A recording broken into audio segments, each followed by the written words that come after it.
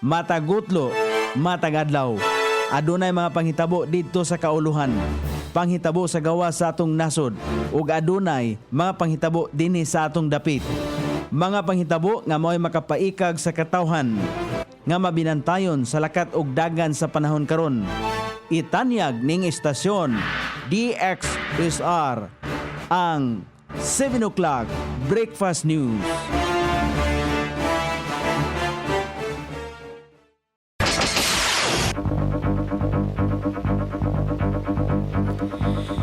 Igala, kumusta? May buntag Iligan, may buntag Mindanao, may buntag Pilipinas.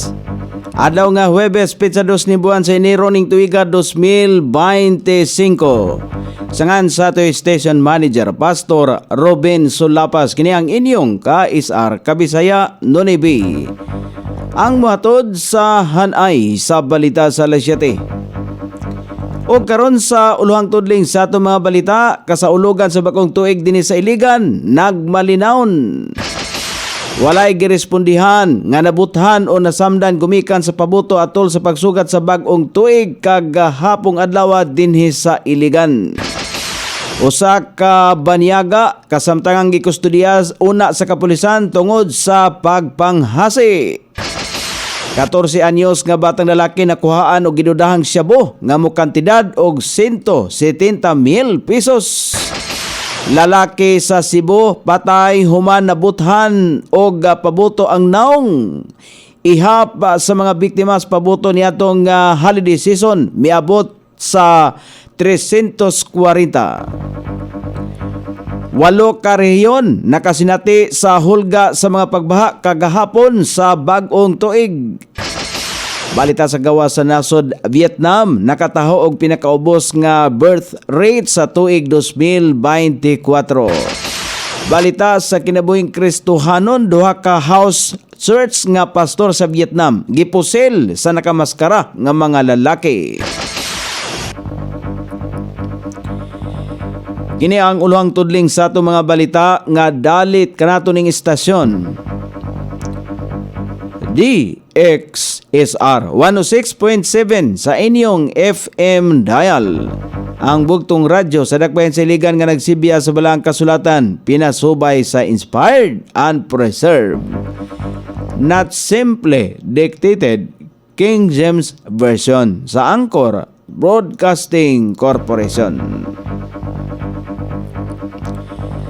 O karon sa kompletong detalye, nagmalinawon sa kinatibukan ang kasaulugan sa bakong tuig dinhi sa dakbayan Iligan. Sumala pa ni Police Major Sandrex Panulong, ang PNP spokesperson sa Iligan City Police Office, nga mga aksidente sa kadalanan ang namonitor nga daling gidala sa mga tambalanan ning syudad. Hinuon padayon pa ang ilang monitoring karong mga panahon alang sa kahimtang ning syudad atol sa pagsugat sa bagong tuig 2025. Gitapos usab sa nakalabayng adlaw ang Paskuhan sa Iligan pinagi sa fireworks sa display dito sa may Esplanades, bayog sakop sa barangay Hinaplanon ning dakbayan sa Iligan. Walay respondihan nga nabuthan o nasamdan gumikan sa pabuto atol sa pagsugat sa bagong tuig kagahapong adlaw dinhi sa Iligan. Kini sumala pa sa kasayuran gikan ni Sander Bugao, ang Operation and Warning Chief sa Iligan City Disaster Risk Reduction and Management Office. Sumala pa ni Bugao nga gi-active karong panahona ang Incident Management Team nga maoy momonitor sa mga emergency nga natala atol sa pagsugat sa bagong tuig. Negatibo usab ang mga tambalanan nga adunay nadala nga mga biktima nga pabuto, apan adunay mga nanganak nga nadala sa City Hospital o mga biktima sa aksidente sa kadalanan. Gikan usab sa Iligan City Fire Station, gilayon usab nga napalong ang sunog alas 12:31 ang taknas kadlawon sa Purok 2 Barangay Hinaplanon ning syudad sa Iligan atol sa pagsugat sa bag-ong tuig. Temporaryong gikustodiya sa Iligan City Police sa Station 4 ang usa ka foreigner kinsa gireklamo sa pagpanghasi sulod sa panimalay. Sigon sa record sa kapulisan, gisumbong ang naasing langyaw sa iyang bayaw human nga gisuntok-suntok niini hangtod nga naguba ang pultahan sa panimalay sa reklamante. Nahitabo kini dito sa Purok La Purisima Concepcion, Barangay Tubod ning siyudad sa Iligan sa nakalabay kadlawon. Dili patino kon mupasaka ba og kaso batok sa nasong banyaga ang reklamanting bayaw. Gikustodiya sa Lala Municipal Police Station sa Lanao del Norte ang 14 anyos nga batanong laki kinsa nakuhaan sa kantidad nga 170,000 pesos nga balor sa gituang Cebu sa police operation sa nilabay nga mga adlaw. Para sa mga pulis ang batanon nga nagsakay sa Yamaha Mio nga motorcycle sa Barangay Maranding. Kini gumikan kay wala pagsuot og crash helmet og walay plate number ang iyang motorcycle nga gimaniho. Namatikdan sa mga pulis nga nataranta ang maong nga batanon, hinungdan nga ila kining gisukit-sukit og niadtong higayuna napugos ang batanon sa pag-angkon nga aduna siya'y dala nga illegal nga droga. Giandam sa mga otoridad ang pag-refer sa nasong batanon ngadto sa Municipal Social Welfare and Development Office sanglit usaman kini ka menor de edad. Balita gikan sa laing dapit sa lalawigan sa Sugbo. Wala makaabot pa nga buhi sa tambalanan ang 23 anyos nga si Cyril John Amarillo Remes, 23 anyos og residente sa Barangay San Roque, lungsod sa Asturias, lalawigan sa Sugbo, human nga mibuto diha sa iyang dagway. Ang mibuto na nga bombshell human sa pagsulog sa bagong tuig niadtong nakalabay kadlawon. Nasayran nga gisusi lang sa biktima ang bombshell sa pagtuong wala na kini pulbura tungod kay nibuto naman kini atol gayod sa pagsugat sa bagong tuig. Gili sumala pa sa biktima dihang kalit lang mibuto diretso sa iyang nawong, hinungdan nga nabuskag ang iyang nawong og wala na kini mahitsura nga moy gitudlong hinungdan sa iyang hinanaling kamatayon.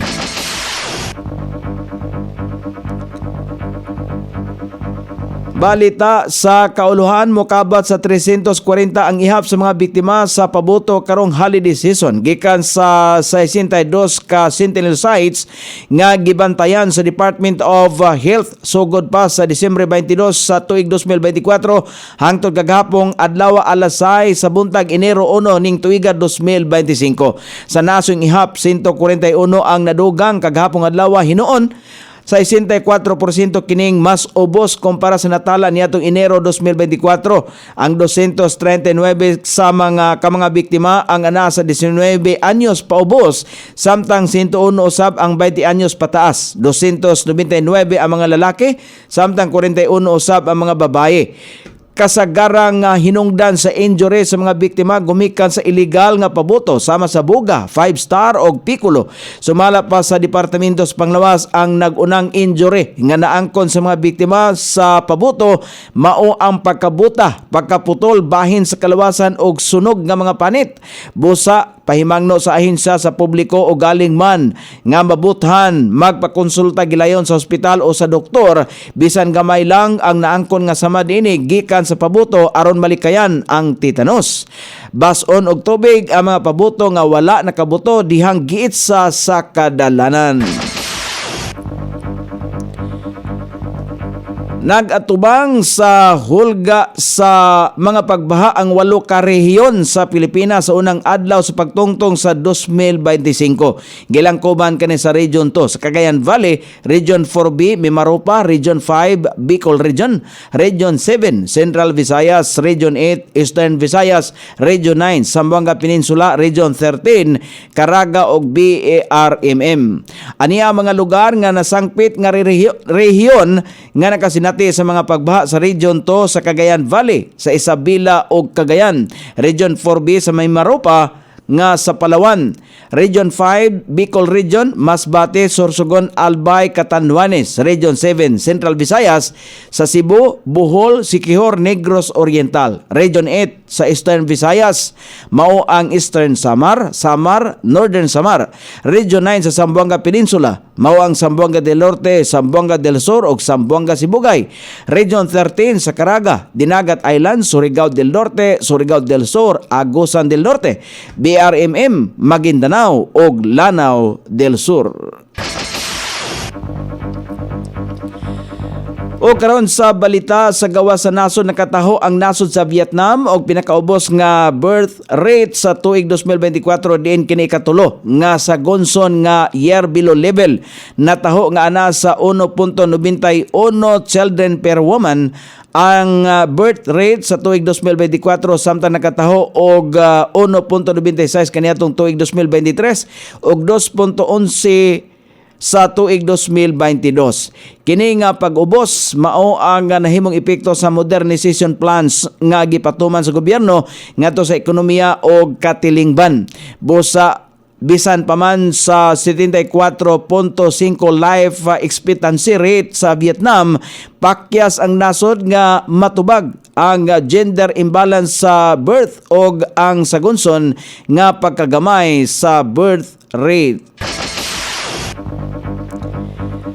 O karon sa balita sa kinabuhing Kristohanon, gipusil sa managlaing lugar sa nasod sa Vietnam ang duha ka pastor sa house churches diin sila biktima sa mga kalalakian nga nagmaskara. Gikataho nga ang naasoy nga mga house church pastor gibantayan sa gobyerno tungod sa ilahang mga kalihukan kabahin sa pagsangyaw sa pulong sa Ginoo. Nataho usab nga wala nakarehistro ang ilaang house churches. Usa sa mga rason diin ang mga pastor pakaulawan o patyon ang pagparehistro sa simbahan o house church ngadto sa gobyerno sa Vietnam. Gilikayan sa ubang Kristohanon tungod sa impluwensya sa nga ipatuman sa Vietnamese government ngadto sa kasimbahanan.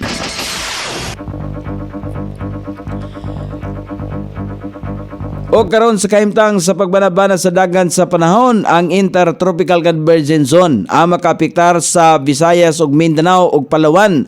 Shear line ang makaapektar sa eastern section sa Northern Luzon. Northeast monsoon ang makaapektar sa Northern Luzon gihapon.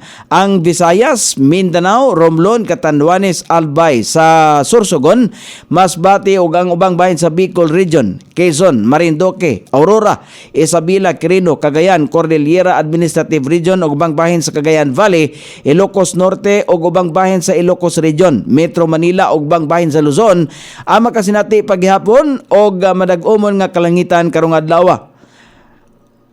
Inubanan sa mga pagulan-ulan gumikan sa epekto sa Intertropical Convergence Zone, shear line og hanging amihan.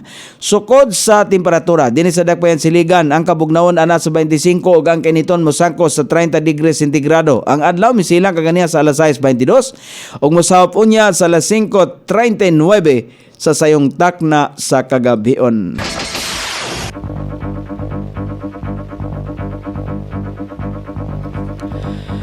Inyong nabati ang kinatibukang hanay sa balita sa alas 7 nga dalit kanato ning istasyon.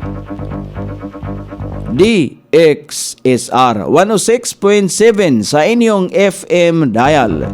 Ang bugtong radyo sa dakbayan siligan nga nagsibya sa balaang kasulatan, pinasubay sa inspired and preserved.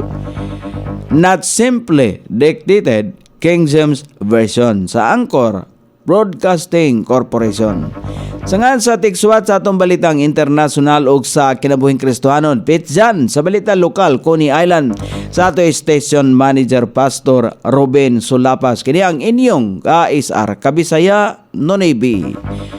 Magpasalamat og muingon, mayong buntag, Iligan.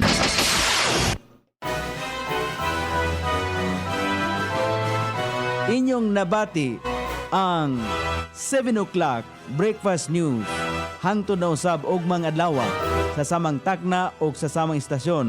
Daghang salamat sa iyong pagpaminaw ug maayong buntag.